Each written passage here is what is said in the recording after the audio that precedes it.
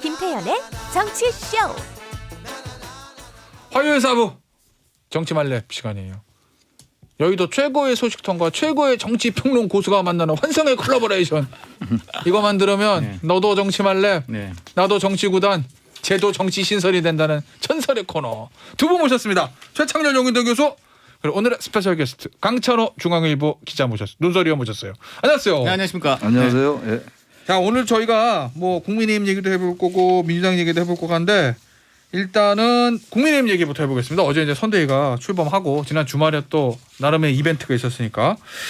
근데 저희가 사실은 이 김종인 위원장이 선대위에 합류할 거냐 말 거냐, 이준석 대표하고 윤석열 후보가 화해할 거냐 말 거냐에 대해서 네. 여러분들한테 여쭤보면은 부정적인 생각들이 많았어요. 특히 이제 김종인 위원장 합류에 대해서 물 건너갔는데. 네, 그렇죠. 뭐 그렇게 저희 방송에 나와서도 아니 물 건너갔다라고 말씀하신 분들도 많았거든요. 근데 저희가 사진 취재 보니까 두 분은 올 걸로 예상하셨다고. 네. 저는 제가 그 말씀을 드렸던 기억이 나는데 변수가 여전히 있다. 네. 그래서 결국 합류 쪽으로 가닥이 잡힐 가능성이 있다고 말씀드렸던 기억이 나요. 네. 왜냐하면 윤석열 후보의 입장에서 김정인 위원장이 빠진 선대위. 근데 이준석 대표와 불화한 상태에서 선대위라는 거는 윤석열 대표로서는 거의 선거 포기하는 거다라고 저는 생각을 했어요, 사실. 그러니까 약간 이해관계가 우선 가장 1차원적으로 볼 때는 이해관계가 맞는 것이고 이 김정인 위원장도 더 이상 여기서 계속 거부할 수도 없는 노릇. 이준석 대표도 나름의 이유가 있다 하더라도 당대표가 계속 당무를 거부하고 자명한다라는 거, 이게 오히려 자신에게 이제 비판으로 다가올 수가 있고, 윤 후보는 윤 후보대로 정치력이 문제가 있다. 리더십의 문제, 이런 것들이 지적될 수 있는 것이고, 또 현실적으로 중도 외연 확장이라든지 청년층의 표심을 공략해야 되는 상황. 그런데 지금 뭐 김종인 위원장과 불화하고 이준석 대표와 화합하지 못하고 뭐 선거를 치르겠다는 생각이 없는 거나 마찬가지예요. 이런 여러 가지 우리가 원론적으로 고려해 볼 때 결국은 합칠 수밖에 없다라는 생각을 했던 거였죠. 네. 우리 강찬호 논설위원도 그런 예상을 하셨다고 그러던데. 바로 지난주에 제가 와가지고 그 얘기 드렸잖아요. 그 지금 그때 아마 윤석열 후보 어떻게 해야 되느냐고 했을 때 제가 이 얘기 드렸어요. 네 사람 잡아야 된다. 그러니까 김종인, 이준석, 홍준표, 안철수 잡아야 된다. 제가 그랬잖아요. 그거 다 그거 그대로. 지금 제가 교수님 말씀하신 그게 바로 이 얘기예요. 그러니까 윤석열 그중에 순서는 당연히 이제 그 김종인, 이준석 잡아야 되는 거예요. 이분들은 뭐 같은 당이니까.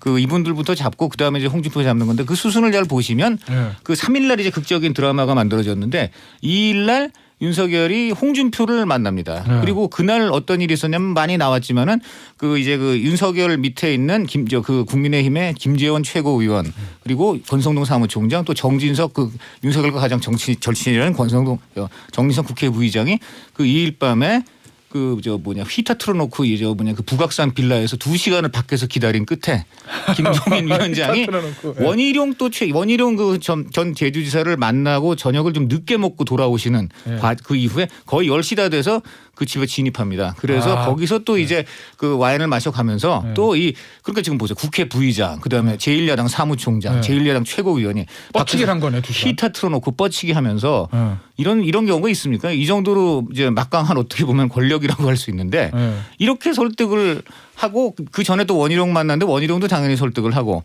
이게, 그리고 이제 그 과정에서 당연히 이제 윤석열 뜻이 전해진 거죠. 그리고 동시에 윤석열은 바로 그날 또 그 시각에 누굴 만납니까? 홍준표 만나셨잖아요. 홍준표 만나서 3시간 40분을 얘기를 하거든요. 그러니까 이게 지금 보면 다 돌아간 거예요. 그렇게 돌아가면서 또 동시에 이준석 후보는 그때 이제 부산인이 재준이 하고 있는데, 그때는 또 김기현 원내대표가 또 이제 그 윤석열 후보의 뜻을 전하면서 이제 만나자고 해가지고 또 채널이 돌아갔던 겁니다. 동시다발로 이렇게 채널이 돌아갔다는 얘기는 그 아까도 말했지만 교수님 말씀 그대로 윤석열 후보로서는 정말 이 이준석, 김종인 잡아야 된다는 그 생각에서 모든 채널을 풀가동했다. 그리고 동시에 또 여사 라인이 가동되고 있었죠. 지금 자주 거론되고 있잖아요. 김미경 여사. 이 김미경 여사는 뭐 아시다시피 정계에서는 굉장히 여장부로 알려져 있고 김종인의 중요한 정치적 결정마다 함께하는 동반자급입니다. 이분이 사실 또 그 윤석열 후보의 부인인 김건희 여사 하고 또 이렇게 또 통하는, 그래서 사실 여사 라인이 계속 가동됐다. 그 채널도 또 돌아갔다. 이렇게 봐야 되죠. 그래서 복합 다각적인 채널이 돌아갔는데 결국은 윤석열 후보가 교수님 말씀대로 정말 두 사람 필요성을 절감했기 때문에 지난 11월 24일 그 D 레스토랑에서 이제 최종 결렬된 이후에 계속 물밑으로는 이 채널을 돌리면서 결국 12월 3일에 극적인 타협의 드라마를 만들어냈다. 예. 강찬호 논설위원은 이런 평가를 하셨다고 그러더라고요. 소 읽고 외양간 고치기는 늦긴 했는데 잘 고쳤다.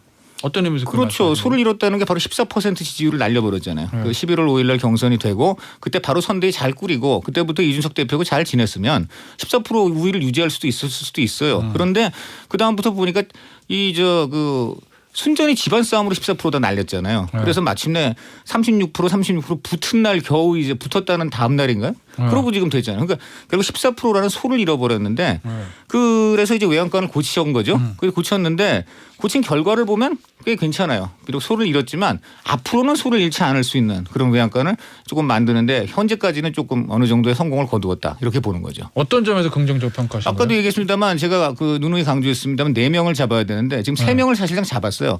그러니까는 12월 2일, 3일 그 이틀 동안에 이제 이준석, 김종인 그리고 홍준표까지 다 만나가지고 나름 다 푸른 거예요. 홍준표 후보가 한 가지 이제 이 3명의 합류에 있어서 약간 지금 선대위에 직접 아직도 이제 모습을 안 드러내는 것은 뭐냐면 홍준표 후보로서는 어쨌든 간에 이제 윤석열이 와서 3시간 40분 동안 기본적으로 꾸른 건데 꾸려갖고 이제 홍준표 후보 하고 싶은 얘기 다 하게 해주고 면 세워주고 거기서 홍준표 후보가 몇 가지가 있는데 대표적으로 이제 준석이 데리고 와라. 이준석이 데리고 와라. 그다음에 그 대표로서 대접을 하라. 그리고 이제 선대위 슬림화해라. 그다음에 마지막으로 김종인이 근데 오면은 나는 안 간다.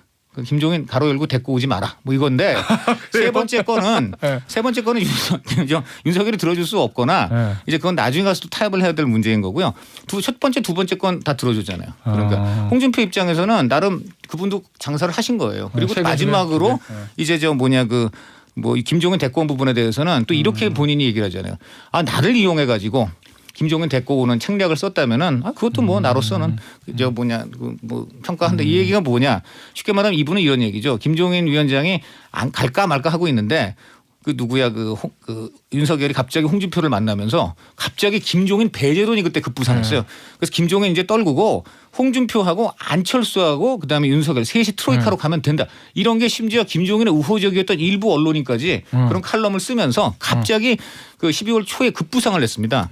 그런데 그 와중에 이제 실제로 윤석열이 홍준표를 만나는 모양새가 되니까 그냥 지금 이것이 호사가들의 입방아일 수도 있고 아니면 진짜 진실일 수도 있는데 김종인 위원장이 나름 거기에 대해서 의식을 하신 거라는 얘기가 있어요. 그래서 이제 그것이 이러면 안 되겠다. 이제 내가 들어가야 될 때구나. 이런 이제 했다는 해석이 나오는데 이건 어디까지 해석의 영역이지만 중요한 것은 홍준표 의원은 이걸 지금 최대 활용하고 있다는 거죠. 네. 알겠습니다. 근데 지금 강천호 운수를 굉장히 후한 평가하셨거든요. 책창규 교수 저희 사전 취재 때 그런 말씀하셨다는데요. 아직도 하지만 뇌관은 남아 있다. 봉합은 잘 되긴 했으나 이제 어떤 의미에서 그런 11월 5일 날 윤석열 후보가 이제 대선 후보로 결정이 됐어요. 그러고 나서 우리 강찬호 우리 위원 말씀처럼 지지를 다 날려버렸어요. 14%인지 뭐 15%인지 뭐 숫자는 정확히 잘 모르겠는데 근데 아직도 이제 이 여론조사는 윤석열 후보가 높게 나오거든요. 이게 정권 교체론이 높아서 그래요. 그렇죠. 정권 교체론이 워낙 높아요. 정권 교체론이 높은 것을 감안해 본다면 윤 후보가 지금 저는 억지로 이 지지를 유지한다는 느낌이 자꾸 들거든요. 그래서 지금 이제 일단은 김종인 그리고 이준석 뭐해서 홍준표 의원까지 나름대로 이제 그래서 언론에서는 좀 박하게 표현하는 언론은 뭐 봉합됐다. 특히 민주당 의원들은 뭐 그렇게들 얘기하더라고요. 반창고로 땜빵을 했다는 그런 표현이 있어요. 네. 뭐 이제 남의 정당에 대해서 너무 그렇게 얘기하는 건 좀 썩 적절치 않은 것 같긴 합니다만 아무튼 그런 시각도 있단 말이에요. 제가 말씀드리고 싶은 건 지금 이 갈등들의 본질은 물론 각자가 다 자기의 영역 때문에 그렇다고 한다 하더라도 윤석열 후보를 둘러싸고 있는 이 지금 국민의힘의 기성 정치들이 있어요. 기성 정치권에 이른바 기득권 정치라고 우리가 일반적으로 얘기하는 이 세력이 분명히 존재하고 있어요. 이른바 윤석열 핵심 관계자 윤핵관 문거리 권력. 이 말은 물론 이러한 상황을 상당히 더 악화시켜서 얘기하는 사람들의 어떤 표현일지 모르겠으나 이런 양상이 전혀 없다면 이런 표현이 안 나왔을 거예요. 문거리 권력, 윤핵관. 근데 이 사람들 어디 사라지겠냐고요. 그래도 권력 투쟁이라는 것은 이 파워 스트러글은 정치의 기본이에요. 근데 이 파워 스트러글 이른바 권력 투쟁을 잘 활용해서 뭔가 이제 승화시키면 그건 정치를 잘하는 것이고 권력 투쟁이 자신들의 밥그릇 싸움으로 끝나가지고 그게 완전히 정치 지지를 까먹으면 그건 못하는 정치. 근데 이제는 일단 봉합은 했으니까 윤석열 후보의 정치력 리더십 저는 뭐 박하게 평가하고 싶지는 않은데 이른바 이 권력이라는 사람들은 자신들의 향후 대선 이후에 지방공천 지방선거의 공천권이라든지 또 대선 이후에 자기의 정치적인 지분 이런 것들을 계속 부단하게 계산할 거라고요. 모든 정치인이 다 그렇긴 해요. 네. 근데 그게 유난히 많이 이게 부상됐던 거예요 이번에. 그러니까 윤석열 후보를 둘러싼 그 일군의 세력들이 있는 것이고 이 사람들이 지금 저는 잘 모르겠는데 굉장히 불만이 많을 거예요 지금. 김종인하고 이제 이준석 같이 이제 화합이 됐으니까 이런 뇌관이 왜냐하면 또 시간이 바뀌면 이제 선대위를 둘러싼 이런 좀 이 화합의 분위기가 사라질 거예요. 이슈가 또 나올 것이고 네. 계속 이슈를 덮고 이런 과정 속에서 서서히 이제 스멀 사라져갔던 그 권력 투쟁의 양상은 또 언제든지 돌출할 수 있다. 그러니까 이거를 돌출하지 않게끔 그런 것들을 쭉 대선까지 끌고 갈 수 있는 것이 이제 윤석열, 김종인 이분들의 정치력이에요. 그러나 대단히 구조적으로 그런 여러 가지 변수나 어떤 그 뇌관들은 지뢰들은 여전히 잠복하고 있다. 그게 왜냐하면 저는 그것이 이번에 여러 가지 갈등과 파문의 본질이다라고 저는 생각하는 거죠. 네. 어떤 언론 보니까 김종인, 이준석 대 윤석열, 김병준, 중진들 뭐 이렇게 표시해놓은 뭐 언론들도 있던데. 비슷한 시각이죠, 그러니까. 예. 네. 그 어제 선대위 출범할 때도 보니까 그래도 막 화기애애한데 유독 김종인 총괄선대위원장하고 김병준 상임 선대위원장은 냉랭했다 뭐 이런 평가들이 지배적이더라고요. 어떻게 될 것 같아요? 두 사람의 김병준 합은. 위원장도 그 자유한국당 때 비상대책위원장도 했고 네. 나름대로 자신의 존재감을 드러내고 싶었던 것이고 이번에 사실 며칠 전인가 기자회견을 한다고 그럴 때 김병준 선대위원장이 사퇴하나 보다 이런 예상들 좀 했었어요. 근데 그날 지난주 금요일을 제가 기억하는데 근데 그렇지 않았단 말이야. 내가 완톱을 하겠다라는 그런 취지의 얘기를 했어요. 근데 이제 김정희 위원장이 또 왔단 말이에요 지금 총괄선대위원장으로 갈등이 안 생길 수가 없죠. 일단 어떤 특정 이슈에 대한 목소리가 다르게 나올 수 있을 것이고 특히 이제 김정희 위원장은 2012년도에 경제민주화나 복지를 이제 의제로 선점했던 분이란 말이에요.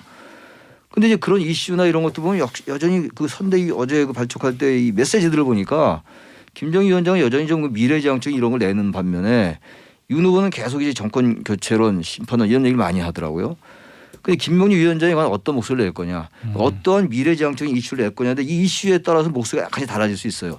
그럼 원래 이제 같은 세력권에 있는 사람은 그게 이슈가 약간 목소리가 달라도 화합이 됐는데 기본적으로 바라보는 것이 다른 사람들은 사소한 이슈에 대한 메시지가 달라도 이게 갈등으로 폭발할 수 있다는 그런 게 항상 조심스러운 부분이죠. 예. 알겠습니다. 3556님 대선이 이재명 슈퍼맨 원맨 팀 대 국힘 어벤져스 대결 같아요. 이 3556님은 이재명 슈퍼맨 원맨 팀이랑 국힘 어벤져스랑 하면 누가 이긴다는 취지실까? 그건 저도 모르겠습니다. 저는 근데 좀 묘사는 잘하신 것 같아요. 사실 지금 이재명 이 여론조사를 보면요.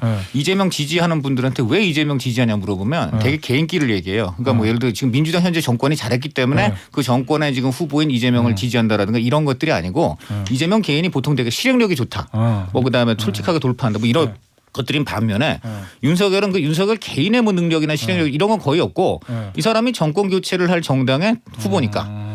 이게 딱 그러니까 이분이 묘사를 잘하신 거예요. 그러니까 커피 드려야 되겠네. 3556님. 그거 드릴만 한 것 같습니다. 추천합니다. 커피 쿠폰 저 네. 2잔 당첨.